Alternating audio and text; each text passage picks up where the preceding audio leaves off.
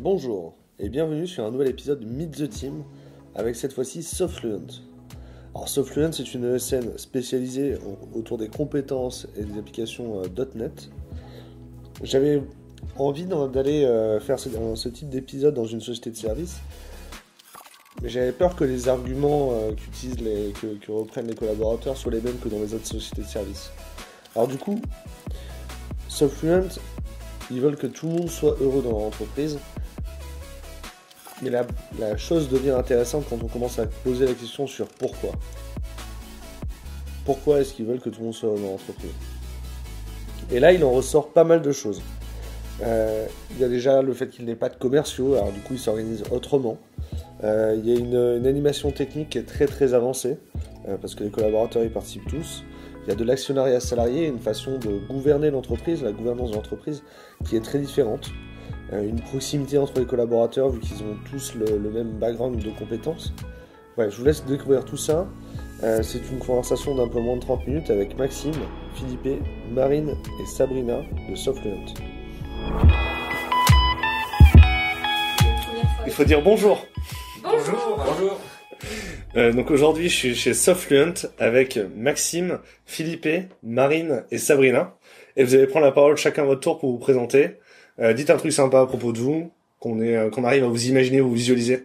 Tu vois, par exemple, Maxime, faut que tu précises que tu as une barbe, par exemple. Donc moi, je suis Maxime, je suis développeur .NET depuis 6 ans. Je travaille depuis 4 ans chez Softfluent et je développe donc sur des techno.NET chez Softfluent et le reste du temps, j'aime la nature et laisser pousser ma barbe. Philippe. Du coup, moi, c'est Philippe. Je suis chez Softfluent depuis environ 2 ans et demi. Je suis arrivé en tant que stagiaire et maintenant je suis consultant. Et contrairement à Maxime, moi je n'ai pas beaucoup de barbe. Ok. Cool. Marine. Donc Marine, je suis chargée de recrutement depuis 7 ans dans le domaine IT, donc 2 ans chez Softfluent. Ok. Je suis Sabrina, avant tout argentine avec un drôle d'accent et aussi ingénieure en informatique depuis 16 ans et team leader chez Softfluent maintenant. Okay. Et 11 ans chez Softfluent aussi. Ok. Cool. Softfluent en une phrase, c'était Maxime qui nous parle de Softfluent pour les gens qui ne connaissent pas du tout Softfluent. Alors Softfluent c'est une société qui regroupe des passionnés et des experts en technologie Microsoft et .NET. C'est très précis. Au niveau de l'organisation, du coup, vous m'avez dit que vous êtes répartis sur software, service et digitalisation. Maxime, comment ça se passe dans l'équipe software ? Combien vous êtes ? Sur quoi vous travaillez ? Alors donc dans l'équipe software, on travaille sur un produit qui est un tableur collaboratif en ligne. Et on est une petite équipe de 5 personnes, dont 2 développeurs et un intégrateur. Ok. Philippe, tu es sur la partie digitalisation, du coup ? Ouais, chez Softfluent Digital, on est environ une dizaine de personnes. Et on travaille principalement sur les technologies Microsoft, donc tout ce qui est .NET standard, l'ASP.NET Core. Après, on fait également du développement mobile avec Xamarin Forms, ouais. Du spécifique avec Xamarin Android ou Xamarin iOS. Ouais. De l'Unity également. Et pour tout ce qui est partie front web, on utilise le framework Angular, ouais. Principalement. Donc on dit digital et pas digitalisation. Digital, oui. Vous êtes plus ou moins une dizaine sur la partie digitale. Et Sabrina, tu nous parles de la partie service. Bon, la partie service, ça regroupe aussi ceux qui font les points digital et software, dans le sens qu'il y a des applications. On est beaucoup drivés par rapport à nos clients. Donc il y a du .NET dans le sens .NET Core, différents frameworks, des projets web. MVC, aussi tous les frameworks JavaScript qu'il y a aujourd'hui, donc on remonte à Vue.js, React, Angular, encore aussi des AngularJS bien sûr parce que c'est pas si vieux. Et d'un autre côté on trouve encore du WPF, ouais. Du WinForm, des clients lourds, aussi SharePoint. Et il y en a depuis il y a pas longtemps un expert en DevOps. Ok. Il y a beaucoup de régies ou comment ça se passe, c'est moitié-moitié? Il y a plusieurs modalités en fait. On a des projets qui sont faits par Softfluent pour des clients qui s'intéressent uniquement au résultat final, donc boîte noire. On a aussi des clients qui disent je veux une régie mais que ce soit fait dans vos locaux et c'est vous qui le gérez. Ouais. Et on a aussi l'autre modalité la plus classique, c'est les clients disent non moi je préfère avoir les gens dans mon équipe et voir qu'est-ce qu'il fait tous les jours. Donc il y a forfait, il y a régie et avec plein d'options. Ouais. Du coup, pour que les gens visualisent, ici on est sur le siège, on est sur tout un niveau. Il y a plusieurs bureaux, il y a des bureaux de 5 à 6 personnes, il y a des bureaux de 2 à 3 personnes. Il y a un espace au fond qui vous sert de cafette et où vous pouvez faire des événements dedans, c'est ça? La Bélière. C'est ça, c'est relativement grand, il y a quand même 40 personnes qui travaillent ici tous les jours. Oui. Ok. Sur les 60 personnes qui composent la société? Oui, c'est à peu près, on a la moitié de nos effectifs qui sont ici au siège et une autre moitié plutôt chez nos clients répartis un petit peu partout sur l'île de France. Ok. C'est quoi l'environnement technique du coup du côté des technos mais aussi des outils pour le versionning, pour le ticketing? Comment est-ce que ça varie en fonction des projets?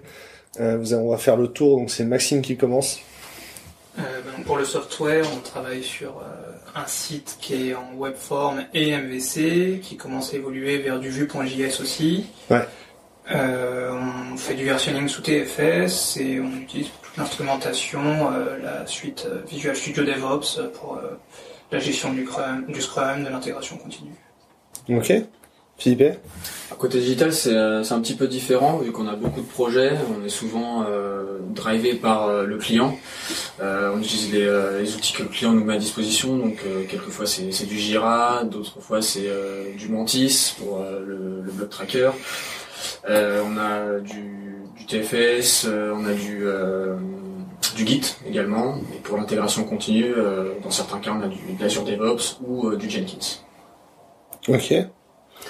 Et nous, c'est un core service. Du coup, c'est assez varié par rapport à nos clients. Même si nous, en interne, on est plutôt dans Azure DevOps, VSTS, ticketing classique. On a encore quelques sites Confluence et Jira. Et après, les clients, ils sont aussi sur ces technos, plus dans les mondes de DevOps.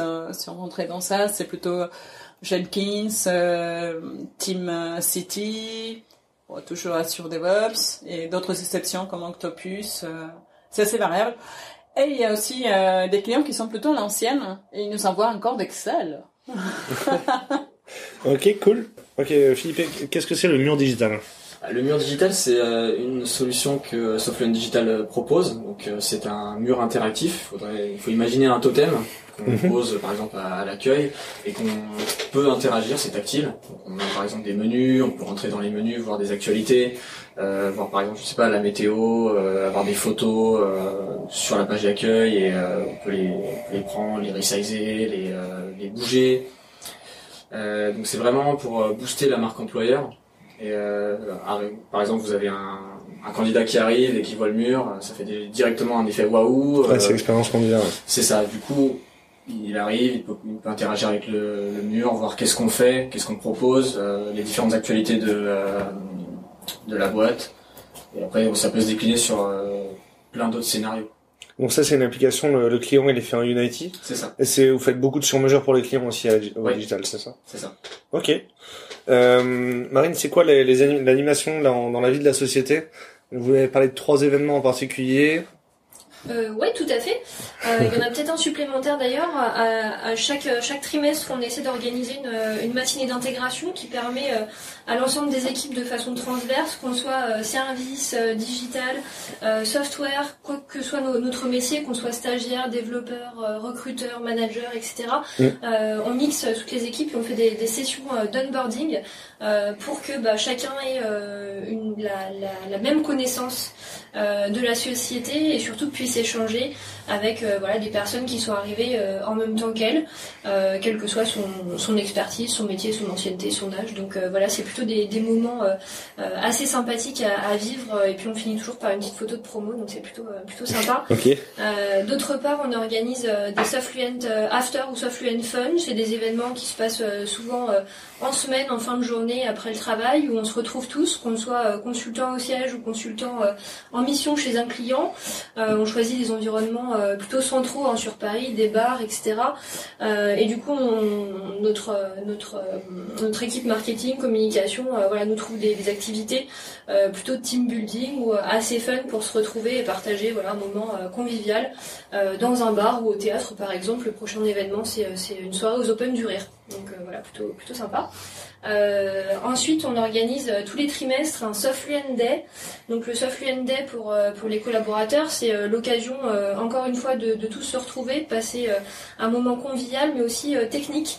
Nos consultants nous avaient effectivement demandé à ce que ces journées soient pas uniquement corporate où on parle chiffres, avenir de la société, résultats, mais surtout de technique.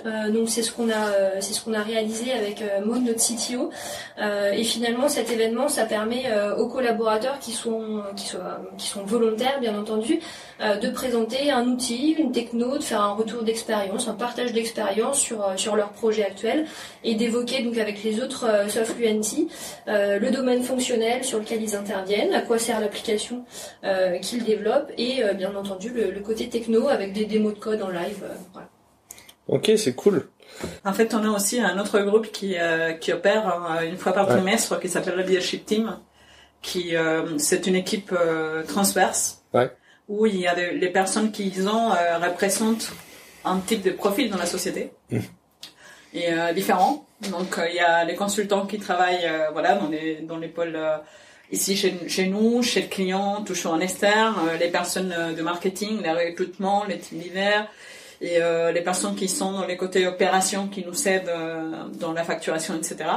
Et l'idée de ces groupes-là, c'est que le codir qui est très dans son monde, en fait, il s'arrive pas des fois à avoir une vision différente et il souhaite poser la question à cette équipe qui donne son avis depuis une autre fenêtre. Donc ça donne un regard différent, c'est un brainstorming. Des bons tours et ça c'est sur une base volontariat le fait de rejoindre cette équipe.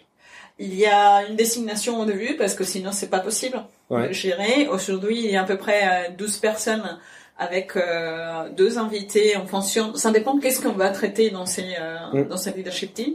Ça fonctionne comme des workshops. On fait l'intelligence collective. Je sais pas si ça vous parle pour gérer de la meilleure façon possible l'effet d'être à plusieurs et pas être tout le monde qui parle en même temps et puis il y a toujours les mêmes qui parlent en plus. Donc l'idée c'est de gérer mieux ça pour avoir les résultats les plus productifs en fait. Vous avez de l'actionnariat salarié aussi? On a aussi l'actionnariat, oui, également. Comment ça se passe? Comment ça a été mis en place? Comment on y accède? Comment ça a été mis en place? D'abord c'était un souhait à un moment donné de la direction de dire on veut aussi que l'entreprise soit pas que le comité de direction, et on veut que les employés, les actionnaires soient aussi également actionnaires et qui sont aussi, on va dire qu'ils fassent également part des Soft Fluent. Donc c'est assez récent. Ça a été ouvert il y a 1 an. Là, ça sera la 2e fois où on peut justement acheter des parts. La première souscription a été faite effectivement en septembre dernier. La prochaine, ce sera en mai. Et on a obtenu il y a quelques mois le prix de l'actionnariat salarié. Donc c'est un prix qui est remis auprès des entreprises. Alors il y a beaucoup de grands groupes qui ont cette démarche d'actionnariat salarié. Mais finalement, il y a peu de PME qui ouvrent ça comme avantage auprès de leurs collaborateurs. Donc suite à la première souscription, on a eu le prix de l'actionnariat salarié. Et on a de mémoire plus de 90-91% des collaborateurs qui ont souscrit à la première année, donc c'est plutôt un super score. Ils sont achetés à peu près les 10% de la société. Ouais, c'est cool. Et du coup, ça veut dire que la conversation autour de la gestion de la société, de sa stratégie, tout le monde y est impliqué. Et les Soft Fluent Day, c'est le moment où on en parle. On a eu beaucoup d'éléments qui nous ont été transmis au cours des Soft Fluent Day. On a eu des sessions d'échange là-dessus. Il y a eu des outils aussi qui ont permis de poser les questions pour avoir le temps d'y réfléchir, de revenir avec des questions. Pas mal d'occasions d'échanger là-dessus. Puis, comme les dirigeants sont très accessibles, on peut aussi aller poser des questions, échanger en direct. Ok. Vous m'avez dit que faire partie pour une des raisons de faire partie de Soft Fluent, c'est le fait de pouvoir progresser techniquement. On a parlé de Maud tout à l'heure. C'est quoi l'environnement technique chez Soft Fluent? C'est comment est-ce qu'on vous avez sous quelle forme ça prend le fait d'avoir l'opportunité de progresser techniquement? Est-ce que vous pouvez revenir sur ce sujet-là? Maxime en premier? Ça se fait au travers de pas mal d'événements, justement, qui facilitent les échanges techniques, le partage entre collaborateurs. On a des labs en interne qui sont des ateliers pour découvrir des technos ensemble, des collaborateurs qui les connaissent, qui viennent les présenter sur différents sujets, différents frameworks. Il y en aura un prochainement sur le TDD. On a accès à des plateformes de formation. On a des outils en interne pour échanger aussi, un Stack Overflow interne. Voilà. Pluralsight, c'était c'est Pluralsight, ouais. On a accès à tout le contenu pour se former. Donc il y a beaucoup d'éléments pour faciliter les échanges et pour aller chercher de l'information. Est-ce que tu veux compléter, Philippe? Qu'est-ce que toi tu utilises dans tous les outils? Qu'est-ce que tu aimes bien, toi, personnellement? Personnellement, moi j'aime bien tout ce qui est vraiment partage avec un collaborateur. Typiquement, quand on connaît pas quelque chose et bien sûr on cherche sur le web des réponses, et si malgré ça on n'arrive pas à trouver des réponses, on peut facilement aller voir un consultant senior ou un consultant expérimenté, lui poser la question directement et en discutant on trouve une solution. Tu vas souvent, tu m'as parlé des Tech and Breakfast, toi tu y vas souvent? Oui. Oui, okay. J'y assiste presque tout le temps. Tu peux raconter comment ça se passe en Tech and Breakfast? Tech and Breakfast, c'est très simple.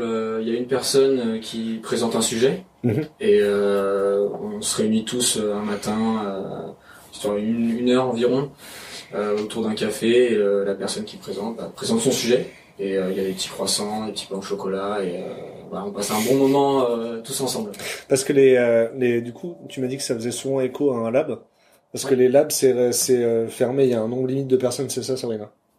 Oui, en fait, les labs, déjà, quels sont les sujets à traiter, ils sont proposés par les mêmes personnes qui sont là, c'est les mêmes collaborateurs qui disent moi j'aimerais bien rentrer un peu plus sur ces sujets ou un sujet qu'ils connaissent pas du tout, il y a quelqu'un qui va animer et du coup après il y a une liste d'inscriptions pour dire voilà moi je vais bien rentrer dans celle-ci, etc. Et si jamais il y a trop de monde, on peut faire deux fois 2 jours des labs sur le même sujet afin de les partager avec tous. Et le dernier sujet du lab, c'était quoi? C'était sur Angular. Ok, et le prochain sujet, c'est sur le TDD? C'est sur le TDD. Ouais. Comment c'est quoi le rôle d'un team leader dans l'animation technique? Dans l'animation technique. Des mentors, non? Ouais. On n'a pas parlé trop des mentors, on n'a pas le... Il y a des mentors? Non, c'est ça, j'ai noté qu'on n'a pas parlé des mentoring, on n'a pas parlé des labs, et on n'a pas parlé des certifications. Ah oui, c'est vrai. MCP. Parce que Maxime, toi, tu es intervenu sur un MS Experience, c'est ça?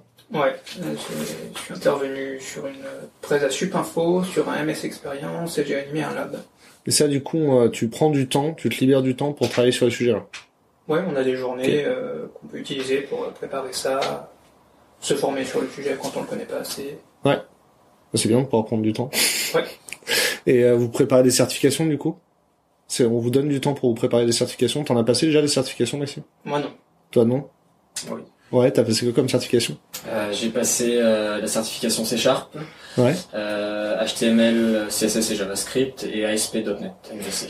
Du coup, tu l'as préparé chez Softfluent, tu as pu utiliser les gens de Softfluent pour la préparer? Alors un petit peu chez Softfluent et aussi un petit peu d'investissement personnel à la maison, relire un petit peu le cours, faire quelques petits tests en ligne pour justement s'entraîner à passer la certification. Qu'est-ce qu'on avait comme chose qu'on n'a pas cité? Mentoring. Ok, en vrai, on n'en a pas parlé avant du mentoring. Comment ça se passe le mentoring? Moi, je suis mentor WPF, mais c'est pas la techno la plus représentée, donc c'est pas là que c'est le plus. Le mentoring, on a différentes personnes qui sont mentors sur différents technos. Pour les technos les plus représentés, on a plusieurs mentors. Et qui sont en fait des référents à qui s'adresser quand on a une problématique. Quelqu'un qui arrive en mission sur une techno qu'il connaît mal, il va pouvoir s'adresser au mentor pour avoir les bons pointeurs pour se former. S'il a des problèmes sur la techno, voilà. Et puis inversement, le mentor va essayer de pousser du contenu sur la techno via le Stack Overflow interne, via le team. Stack Overflow, il faudrait peut-être dire, parce que là c'est les côtés spéciaux. Les mentorings qu'on a aujourd'hui en place, même s'il y a des personnes désignées, ils sont tous sur Stack Overflow dans la version, pas maintenant plus bêta, je ne sais plus. Et les gens qui ne sont pas ici physiquement, comment ils font? Donc justement, eux, ils vont sur Stack Overflow, ils posent des questions, et là il y a toute la communauté qui répond, qui peut être la communauté que Softfluent s'ils veulent. Ah ok, du coup, toi quand t'es mentor sur WPF, il y a une question sur le tag WPF? T'es censé répondre. tu te dépêches d'aller répondre, genre c'est... Genre, t'es désigné comme la personne qui répond au ticket sur WPF? Je suis pas désigné comme la personne qui répond au Ouais.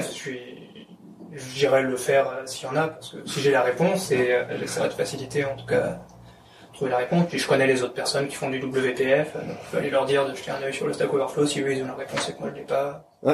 Ok, cool. C'est chouette. Ça, du coup, vous avez le bloc technique, vous y prenez du temps pour le remplir? Par exemple, je discutais avec un client l'autre jour qui me disait qu'ils n'avaient pas forcément le temps de faire un bloc technique parce qu'ils sont tout le temps sous-staffés. Pourquoi vous avez envie de tenir un bloc technique? Pourquoi quelle est la fréquence? Quel est le temps que vous passez sur la rédaction d'un article? Ça, c'est Sabrina qui va nous dire. Ouais, c'est plutôt moi qui va répondre à ça. En fait, déjà, on trouve que le blog technique, c'est un moyen de partager avec des gens aussi, montrer la visibilité, montrer les compétences des gens qui sont chez Softfluent. Ouais. Du coup, Softfluent motive personnes déjà par les côtés objectifs annuels. Hein, donc, on a des primes sur ces faits pour qu'ils s'alimentent les blogs techniques. Mm-hmm. Donc, la personne qui s'occupe du marketing, elle est très contente d'avoir plein d'articles à référencer et à bien faire voir sur le net. Ouais. Donc, il y a des gens qui prennent... ça dépend de l'article, mais un article peut prendre une journée en tout. Après, il y a des personnes qui vont déjà valider le sujet et aussi faire la relecture, donner des conseils sur les formats, comment c'est fait, etc. pour ensuite les publier. Toi, tu as publié les articles déjà? Pas dans la nouvelle version. C'était avant, quand j'étais beaucoup plus technique qu'aujourd'hui et pas type leader. T'as écrit des articles sur quel sujet? Quel est le dernier Voilà, à sujet? l'époque, je m'en souviens plus exactement, mais je pense que c'était autour de Visual Studio, mais ça remonte à on va dire, à 8 ans. Et tu avais beaucoup travaillé sur le sujet? Non, moi, c'est plutôt l'animation. Ouais. Donc, c'est aussi Microsoft Experience, animation des labs, ce genre de choses. Ok. C'est quoi donc les postes sur lesquels vous recrutez en ce moment, mais les postes sur lesquels vous recrutez aussi à d'autres moments dans l'année? Marine, du coup? Ok. Les postes les profils en tout cas qu'on recrute de façon récurrente, c'est plutôt des profils de développeurs ou de consultants sur les technologies Microsoft, avec davantage des compétences sur les technos web, puisque la plupart de nos besoins clients portent sur ces environnements. On recherche globalement quand même des profils avec un petit peu plus de 4 ans d'expérience, idéalement en développement logiciel. Sur ces technos-là, après on recrute, on a une politique assez active de recrutement de stagiaires, notamment de fin d'études chaque année. Donc on essaie d'intégrer quelques étudiants en fin de cycle pour pouvoir ensuite les fidéliser. Ça aboutit très souvent sur une embauche en CDI à la clé. Donc c'est plutôt dans une optique de pré-embauche. Ça c'est sur les profils les plus récurrents que l'on intègre chez nous. Un petit peu plus à la marge et dans le cadre de notre croissance, on recherche aussi des profils de managers, donc des postes de team leader chez nous. C'est des personnes finalement issues de la technique qui ont évolué progressivement vers potentiellement de la gestion de projet ou de l'expertise technologique, mais aussi et surtout qui ont une appétence pour gérer de l'humain et être un manager de proximité chez nous, avec une dimension très technophile également. Ok. C'est quoi les soft skills que vous cherchez chez les candidats? Comment, quand vous voyez un candidat, qu'est-ce qui est exceptionnel et qui vous faites une exception sur le fait qu'il ait 4 ans d'expérience minimum? Qu'est-ce qu'il avait comme caractéristique, qu'est-ce qu'il avait comme attitude, comme aptitude? Sabrina, tu veux nous dire? Qu'est-ce que j'avais dit tout à l'heure? En fait, on cherche devant tout des personnes qui souhaitent apprendre, qui sont ouverts, qui sont pas forcément un développeur exécutant, sinon quelqu'un qui peut donner conseil, qui va pas rester dans sa case en disant moi je maîtrise ça, et qui ont vraiment envie de progresser, d'avoir une carrière, d'aller sur d'autres choses. Par exemple, je cite quelqu'un qui était pas du tout dans l'informatique, mais qui avait beaucoup envie d'y aller. Il y avait beaucoup de potentiel. Bon, là, c'était un pari. On l'a aidé, on regrette pas de son passage par Softfluent. On ça l'a montré. Un autre cas, dans le sens carrière, quelqu'un qui était plutôt client lourd et dit, en fait, moi, c'est pas la carrière que je souhaite. Il y a beaucoup de web aujourd'hui. Je vais aller dans cette direction. Mais ça fait 5 ans que je suis sur cette techno. Du coup, j'arrive pas à faire cette passage. Donc, ces personnes-là ont envie et il est vraiment motivé. Donc, on l'accompagne pour faire ce changement. Et surtout, les côtés savoir-être de la personne. Est-ce que ça va bien se passer avec un client ou pas? Et est-ce qu'on arrive bien à discuter? Est-ce qu'ils partagent les valeurs de SoftFluent sur le fait d'être technique, passionné et bon vivre? Du coup, dans le process de recrutement, il y a une pré-qualif avec toi, Marine, au début? Ouais, tout à fait. La première étape, c'est toujours une préqualification téléphonique ou via Skype. On utilise les outils les plus adaptés pour tout d'abord faire connaissance avec le profil ou le candidat et bien comprendre ses attentes, savoir si c'est effectivement en phase avec nos recherches, si en termes de culture on va finalement bien s'entendre. Si ça se passe bien, on avance la plupart du temps avec un test technique qui se fait en ligne. Donc le candidat peut le faire de son canapé puis chez lui, on lui demande pas de venir tout de suite. Il fait le test technique en ligne. Si le test est correct, à ce moment-là, on se rencontre. Je suis l'as de la logistique et de l'organisation. On essaie vraiment de concentrer l'ensemble des échanges et l'ensemble des entretiens sur un même créneau pour éviter de faire revenir plusieurs fois le candidat. La plupart du temps, les profils sont en poste, ils n'ont pas forcément de temps à perdre. Il faut que les processus soient rapides et efficaces. Donc on concentre les rendez-vous avec un consultant senior, un team leader, le directeur des services, le PDG. Moi je me greffe sur un binôme. J'ai déjà pas mal échangé en amont, mais j'aime bien aussi voir physiquement les candidats, les profils. Ça donne toujours une autre dimension que l'échange téléphonique. Et puis ensuite on prend une décision dans la foulée de ce rendez-vous. On dit que chez nous c'est un peu Koh-Lanta, faut que tout le monde soit d'accord, faut que tout le monde donne son feu vert pour avancer dans la procédure, dans le processus et pour finalement faire une offre au profil. Comme ça voilà, tout le monde sait que tout le monde est d'accord, on est tous en phase et on souhaite tous intégrer le consultant dans nos équipes. Du coup, Maxime et Philippe, vous avez été impliqués dans les entretiens récemment? Oui. Comment ça se passe quand vous faites un entretien, vous, en général? Parce que Sabrina, elle est TL, donc elle fait les entretiens en tant que TL. Vous les faites en tant que tech, c'est ça? Oui. Et comment ça se passe? Qu'est-ce que vous posez comme question? De quoi vous parlez? Qu'est-ce que vous essayez d'évaluer? En général, il y a des avis techniques, il y a plusieurs avis techniques, donc on fait des retours sur le test pour voir les questions qui ont été répondues, creuser un peu plus, les questions qui n'ont pas été répondues, essayer de voir pourquoi, voir la posture aussi face à certaines questions, dans l'approche des problématiques, puis après des échanges pour voir effectivement la personnalité, comment la personne aime travailler, puis inversement, ça permet aussi de donner un aperçu à la personne avec qui elle va travailler, et d'avoir quelqu'un qui est vraiment dans le rôle que la personne va occuper plus tard, donc ça lui permet de poser des questions directement. C'est ça. Tu es là pour aider le candidat? Ouais, aussi. C'est ça, et la question que tu te poses, c'est est-ce que j'ai bien travaillé avec cette personne plus tard? C'est ça. Ok. Philippe, t'as la même posture, le même ressenti? Je suis du même avis. Ok, on obtient. Ok, cool. On a fait le tour. Qu'est-ce qu'on n'a pas abordé? Ah bah si.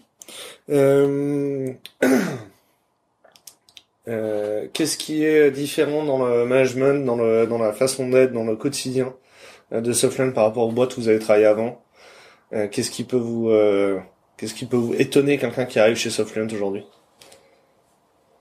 Alors vous m'avez donné des éléments de réponse là. Vous m'avez dit on peut aller voir le management et parler d'un problème. Vous m'avez dit qu'il y a eu une plateforme anonyme pour faire remonter des questions sur la fidélisation, que vous pouvez choisir votre projet, que les gens sont heureux et que vous avez un environnement. Alors ça, je peux couper. Que l'environnement, vous tenez à avoir un environnement où il fait bon travailler. C'est ça. Tout ça. Les côtés humains par rapport à d'autres entreprises. Peut-être que vous n'avez pas autant vu ailleurs, c'est ça. Je ne sais pas. C'est pas les entreprises où il y a des centaines de collaborateurs et on devient un numéro de plus, où on voit le manager une fois par an pour nous dire qu'on a un 1% d'augmentation. En fait, c'est pas du tout comme ça. C'est un management de proximité, c'est la personne devant tout, c'est pas une embauche par mission, c'est une embauche par personne, par profil. Ouais. Donc je pense que ça c'est la principale différence, que si on a vu d'autres choses, on peut être assez surpris, heureusement surpris chez SoftFluent. Maxime, c'est quoi ton ressenti? C'est vraiment une entreprise à taille humaine et où tout le monde est accessible, que ce soit la direction, les managers, on peut facilement aller parler, on a beaucoup d'événements, on a l'occasion de voir tout le monde. On peut aller s'adresser directement au PDG si on a des questions. Tous les consultants qui sont en mission, en fait, on les voit régulièrement et on les connaît tous très bien. Voilà, il y a tout ce qu'il faut pour échanger. Quand il y a des sujets importants dans la société, on est impliqué. On est sollicité au travers de sondages. Il y a eu parfois des sujets sur lesquels il y a eu des sessions de questions-réponses et des plateformes encore après pour pouvoir poser des questions avec facilité pour évoluer ensemble. Il y a beaucoup d'échanges. Comment reste une entreprise à taille humaine quand on grandit? On met en place des outils pour faciliter la communication. Ouais. Il y a les plateformes numériques pour quand on n'est pas tous au même endroit, les événements réguliers, on se voit au moins une fois par mois, on a un événement où on peut voir les gens. Les labs, ça permet de voir comment les gens travaillent. L'actionnariat salarié, c'est un élément, c'est une réponse à ça aussi? C'est une réponse à ça aussi, oui, parce que ça permet d'être vraiment impliqué dans l'entreprise. Philippe, pourquoi c'est important que chez Softfluent il fasse bon de travailler, pourquoi c'est important que les gens soient heureux? C'est important dans un premier temps parce que si on se lève le matin et qu'on n'a pas envie de venir travailler, on va produire des choses, de mauvaises choses, enfin des choses pas très qualitatives. Alors que, à l'inverse, si on se lève le matin et qu'on a vraiment envie qu'on a envie de venir travailler, de venir produire, on peut vraiment produire de belles choses. Ça change ton rapport avec les clients? C'est vrai, parce qu'on est plus en confiance, on met le client en confiance, on l'accompagne.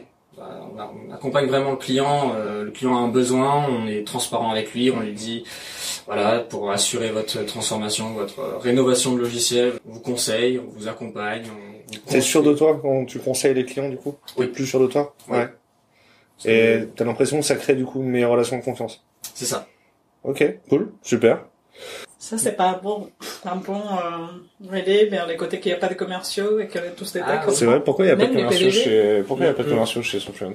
C'est un choix. C'est un choix? Ouais. En fait, on décide de ne pas avoir de commerciaux. En fait, même les PDG, tout le monde ici a fait, sauf Marine, parce qu'effectivement, là, on pouvait s'en passer de ça, mais tout le monde est passé par l'informatique, tout le monde a développé quelque chose.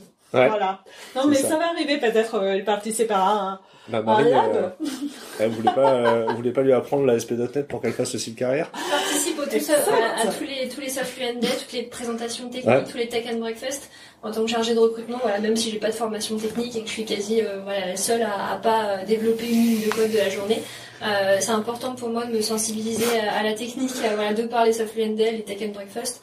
En général, je passe sur la fin des journées des labs pour avoir le retour aussi des consultants sur la journée, pour savoir comment ça s'est passé, ce qui a amélioré, quel est un peu le ressenti, prendre la température de l'événement. Mais je m'intéresse beaucoup à ce qu'ils font et c'est l'essentiel dans mon métier. Du coup, ça veut dire que Philippe, tu gères la relation avec tes clients. Si le client il veut parler d'argent, tu lui dis pas faut aller voir le commercial, tu lui réponds? Sur ce point-là, je redirige plus vers un tel, vers un manager. Ouais. Justement. Merci Philippe. C'est team leader, en fait, l'effet de ne pas avoir des commerciaux, ça veut pas dire que tous les consultants sont des commerciaux, des faux commerciaux. Ouais. En fait, il y a des personnes qui font une espèce de commerce sans être commercial. Donne-moi, par exemple. Ouais. Mais c'est un choix parce qu'on pense que ça n'a rien à voir pour un client, même si on se met à la place d'un client, d'avoir l'avis de quelqu'un qui sait de quoi on parle, plutôt que d'avoir quelqu'un qui est purement commercial, qui connaît pas la technique et qui va nous conseiller, on sait pas comment parce qu'il connaît pas. Donc ça, je trouve personnellement que c'est un atout. J'aimerais bien avoir un commercial plutôt comme ça. Et aussi parce que en tant que tech qui fait le commerce ou la vente, on peut aussi dire à un client ce que vous êtes en train de faire maintenant, c'est pas un bon choix. Ouais. Parce que il y a ça, ça et ça et ça. C'est pas vendre pour le vendre à tout prix et après voir qu'est-ce qu'on fait et puis on s'est payé en 4 pour arriver au délai qu'on a dit, etc. Donc c'est pas du tout dans ce sens. Ouais. Et là, ça crée, c'est un différenciateur assez important avec les clients. Ok, cool. C'est important pour les consultants aussi d'avoir. Et pour les consultants aussi. Un manager c'est rassurant. Qui place en mission et qui sait déjà ce qu'on a fait, qui a déjà été à notre place et qui sait que quand il nous place sur une mission, ce sur quoi il nous place, c'est vraiment ce qu'on sait faire ou ce sur quoi on veut évoluer. Ok, c'est cool. Est-ce que vous voulez dire un mot de la fin parce qu'on a une conclusion à cet enregistrement? Je sais pas, merci tout d'abord de nous avoir écoutés et passez nous faire un petit coucou sur les réseaux sociaux si vous avez envie de discuter avec nous, en savoir un petit peu plus ou tout simplement nous rejoindre peut-être. C'est cool. Voilà. Super. C'est une bonne boîte, sauf sur un temps. On peut discuter des heures en plus. C'est chouette. Ok, cool, ça marche. Merci. À bientôt.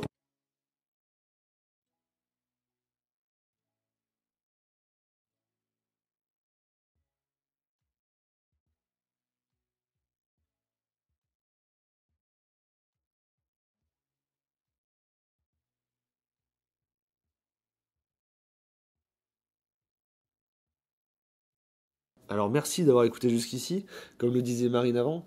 Alors vous avez remarqué, c'est la première fois qu'on enregistre avec un recruteur dans la salle. Je voulais faire l'expérience avec Marine parce que voilà, Softluent c'est pas une société comme les autres et Marine c'est pas un recruteur comme les autres non plus, une recruteuse comme les autres non plus. Et c'était plutôt chouette, plutôt agréable. Donc peut-être qu'on refera l'expérience. Je tenais à remercier tous les gens qui ont mis un avis sur iTunes Connect ou Apple Podcast. Alors je sais que beaucoup d'entre eux n'avaient pas forcément de e-device sous la main, n'utilisent pas forcément ces outils-là pour écouter le podcast. Ils ont fait l'effort d'aller noter. Alors ça nous a permis d'être dans le top 10 du classement carrière sur Apple Podcast en France. Et ça, je pense que ça a permis à beaucoup de nouveaux auditeurs de découvrir le podcast. En pratique, le podcast qui est d'Exotech a été le plus écouté de l'ensemble des podcasts que j'ai enregistrés en moins de 24 heures.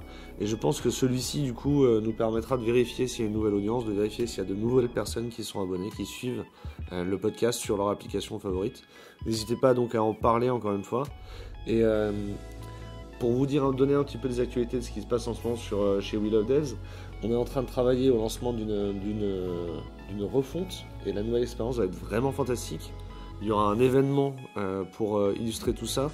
N'hésitez pas à contacter le support ou à poser des questions directement sur le mail yourfriends@welovedevs.com. Il y a une personne dans l'équipe qui vous répondra et qui vous proposera probablement de regarder ça pour avoir des feedbacks utilisateurs un peu anticipés.